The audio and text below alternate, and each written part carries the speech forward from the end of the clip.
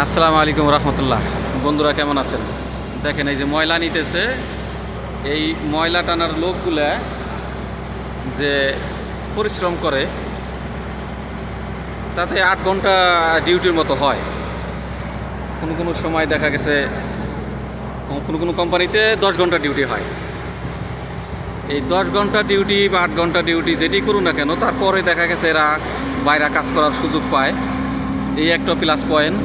আর একটা plus point, এই যে যে মাল সামানা নিল ময়লাগুলো, এই ময়লার ভিতরে কাঁসা, পিতল, অ্যালুমিনিয়াম এইগুলো থাকে।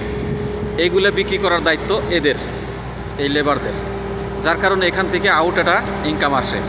তাছাড়া এই কোম্পানির যে বেতন, এই বেতন শুনলে কেউ আসবে না এই কাজে।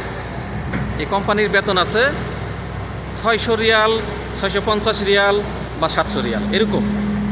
কিন্তু কোম্পানির রুলস এটা, এই রুলস অনুযায়ী কাজ করে, কিন্তু মাস শেষে দেখা গেছে তারা যথেষ্ট ভালো একটা অ্যামাউন্ট আসে। মাস শেষে দেখা গেছে 2200, 2300, 1900, 2000 এরকম আসে, আলহামদুলিল্লাহ। এই জন্যই এরা কাজ করে মজা পায় বা ডিউটিটা কম, এই জন্য। কিন্তু এই সীমিত বেতন যখন শুনে বাংলাদেশে, তখন কিন্তু কেউ আসতে রাজি হয় না, মানে পছন্দই করে না এই সীমিত বেতন।